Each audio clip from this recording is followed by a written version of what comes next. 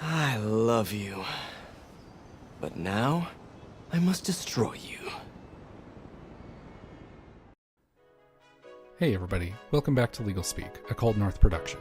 I'm the Law Morris, and this is the video essay series where I get to talk about the games I've been playing and what I think of the video game industry as a whole.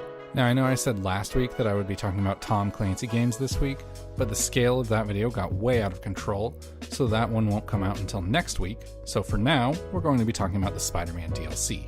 Before we get into the discussion, though, I do need to take a moment to issue a spoiler warning. I won't be intentionally delving into specific story beats in this video, but I won't be making any effort to avoid any spoilers, so if you haven't played Spider-Man or the DLC yet, and you don't want that spoiled, stop watching now. I've never been a huge supporter of DLC. There's almost never been DLC that has captured my interest, so as a result I almost never buy DLC. The primary reason that DLC has failed to intrigue me so many times is that I play games for the stories they tell, and after the story of a main game, anything short of a full-blown sequel feels lackluster. After the climax of the main story of a game, playing a smaller story just feels less than in many ways. In my opinion, DLC almost always feels overpriced for what it's able to deliver. Now that's not to say all DLC is overpriced, because there is quite a bit of DLC that can stand on its own, as an entire experience and deliver. The best examples of this being The Witcher Blood and Wine and Far Cry Blood Dragon. So, after years of avoiding DLC, I decided to jump back in with one of my favorite games of the year, and I spent the $25 on the Spider-Man Season Pass. On the whole, the entire Spider-Man DLC experience was what I would call the epitome of mediocrity. Throughout 3 chapters and roughly 6 hours of Spider-Man gameplay, we definitely weren't given the best the game has to offer, and unfortunately I feel as though in many ways the DLC came packed with the lowest lows of the overall Spider-Man PS4 experience. Each chapter centered around one character and their interactions with Spider-Man, and yet the only one of these 3 relationships that Spider-Man has that was the most interesting in its respective chapter was his dynamic with Silver Sable in the finale chapter. The Black Cat storyline was fine, but what was most compelling wasn't Spider-Man's interactions with Black Cat, but instead Peter's interactions with Mary Jane, and how they handled the potential ramifications of actions Peter had taken while they were split up. Hammerhead played a fun, villainous role in the second chapter, but was entirely outshined by a vengeance-hungry Yuri Watanabe, as she broke her own rules out of sheer fury and desperation. The main focus of the first 2 chapters were completely overshadowed by supporting characters that stole the show. But the flaws aren't simply limited to character dynamics with one another. Black Cat's involvement in the storyline felt disconnected, and her motivations that had run so strong in the first chapter were so easily abandoned in the third chapter. Moving from Chapter 1 to Chapter 2 felt excellent, as the first chapter ended on a high note and the second started at the same level before coming back down. But the transition from the end of 2 to the beginning of 3 felt abrupt and almost as though it wasn't meant to be played immediately afterward. Content that made up the side activities of the main game was haphazardly patched together within the context of the story, making the actual summation of the story levels feel much more generic and phoned in than those in the main game.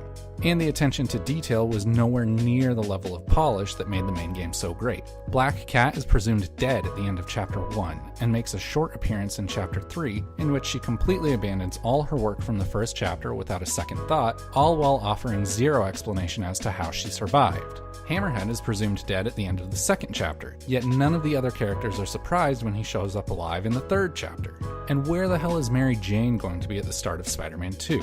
Is she going to sit that one out, or will she spend the majority of the game on a transatlantic flight? If you watched my video on the main game, you'll know what I think made Spider-Man PS4 stand out was the level of restraint Insomniac showed. Well, I'm sad to say that that restraint seems to have been thrown to the wayside during the writing and development of the DLC, and it really does suffer as a result. All the negativity is fine, but the DLC wasn't a steaming pile of hot garbage. Chapter 2 in particular was very satisfying, and provided a contained story arc and some of the most intriguing character development seen across both the main game and the DLC alike. Hammerhead made for an actually formidable villain, and a great boss fight, but the standout of the entire package was Yuri Watanabe. Seeing the chapter start with the NYPD raid on Hammerhead's hideout that ended in tragedy gave Yuri something to fight for.